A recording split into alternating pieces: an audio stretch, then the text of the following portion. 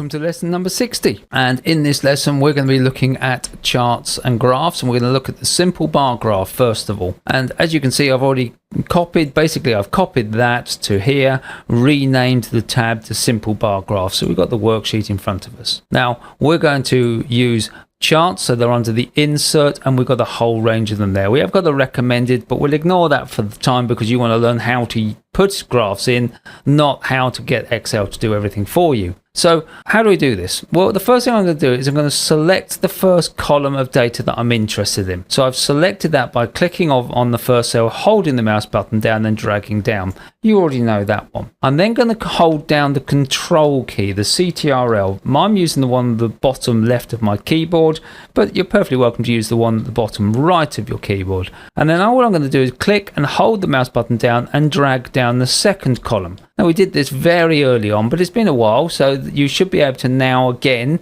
select the two sets of data. We're then going to go to the bar graph system here, bar chart, and I'm simply going to go down to the first option, and it already shows us what that's going to look like, and that's really nice. So I'm going to click on that to select it, and now that's on my sheet here. You'll notice we've got these on the outside. Now I said this some time ago, but just in case you missed it, these are called handles, and handles allow you to resize something.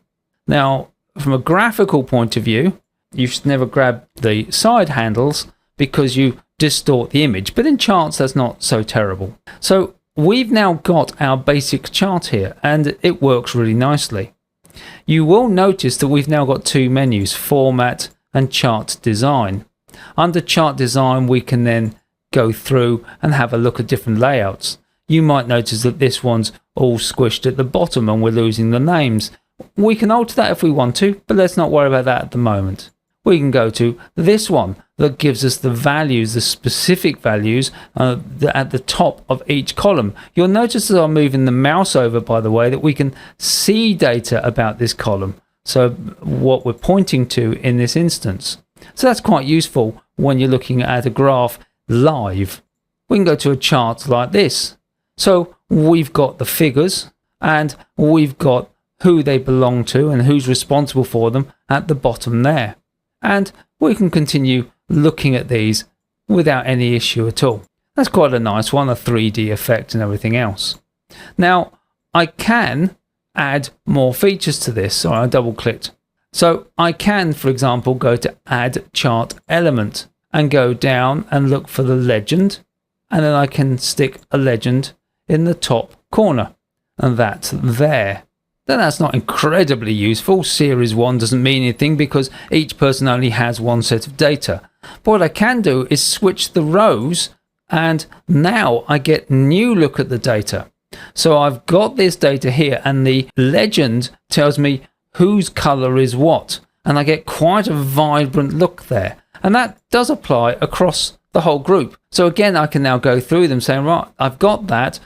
How does that help me? Does that convey any more meaning to my graph? And remember, the key thing about a graph, and one thing I try to get across to everyone who's working with graphs, is graphs are not the end product. They are there to convey information in an easy to digest form. So rather than this table that we've got here, it's lovely, but when you've got reams of data, it's really difficult to analyze. The graph gives you a huge amount of data to look at. So that's a really interesting and useful thing to do. So that's our bar graph, and that's what we've got there. We've got some quick layouts. So you might decide that you want to alter things in there, but if you wanted to, you can go to the chart title, for example, and double click, and you are perfectly entitled to change that. If you have got axes on the side, then you can click on the axes and you can alter that. If you remember the one that looked a bit squished in, I'm going to switch the rows back. And if we go along, this one is quite squished.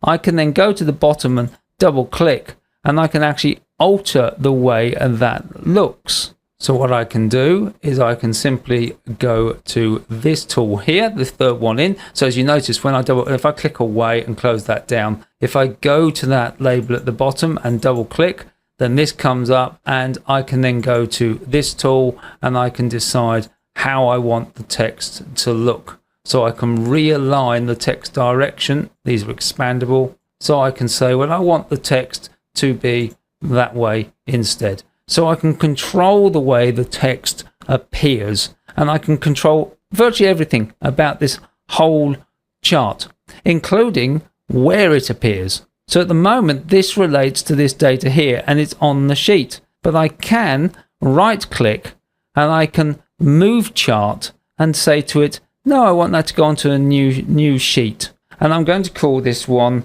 bar graph expenses, and I'm going to click OK.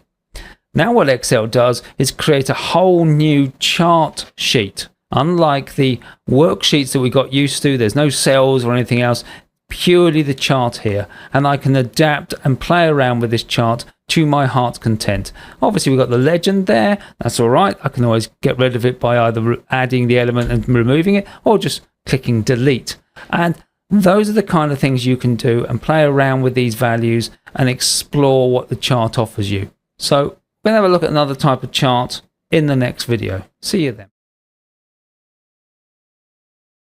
Once again, what I've done is copied the data from before, created the pie chart over here, and quite simply, we're going to create a pie chart for the same data. And all I'm going to do is select the data there again and select the data here again. Now, different charts tell us different data. Pie chart allows us to compare data across the group as a whole, as part of a whole picture of the expenditure. So if I now go to insert and I can choose the pie chart symbol and choose the first one.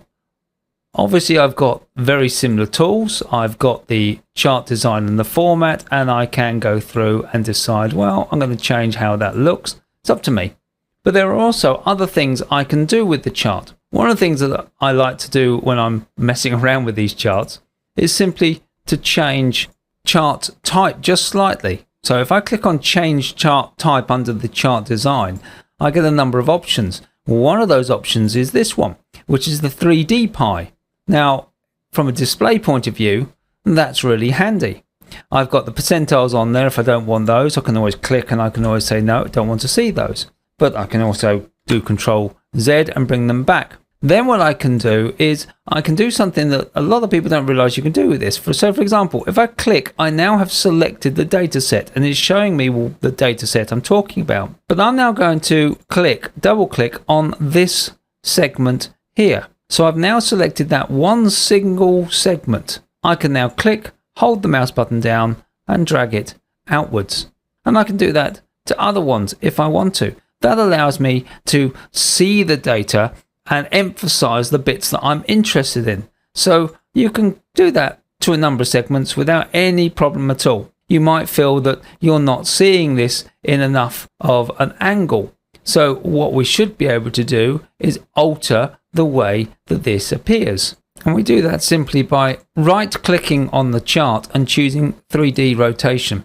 The menu over here changes slightly and I've got the tools here. Now what's really nice is I can just simply click on the button and that will change the view very slightly so I can see how that is. And I can rotate the chart as well. So if I wanted to do it that way, I can alter the XY, which makes that quite, actually you click it fast enough, it looks like it's spinning, and I can get to the position I want. And again, I've got the same data down here. So here's the legend at the bottom and the chart title here. And again, I can always right click and I can always tell it to send this to a different location. Notice, by the way, when you right click that the menu does change. So if I right click up here, I can then move the chart. But because I right clicked down here, I now have to work within the chart, what's called the plot area. And that's where I can select data and things like that. If I right click on the data, I get a slightly different one. And if I double click on there and then right click,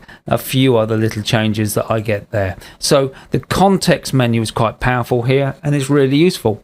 And that gives you the opportunity of just getting a nice pretty pie chart. And as I say, if we go to there and right click and say move chart, I can go new chart and I can say it's a pie chart. And again, it's for expenses. So create that and there it is. And so I've got my bar graph and I've got my pie chart. and they both convey different sets of data, different interesting points that I might want to raise about the expenditure or whatever I'm looking at. Hopefully that's been useful. See you in the next lesson.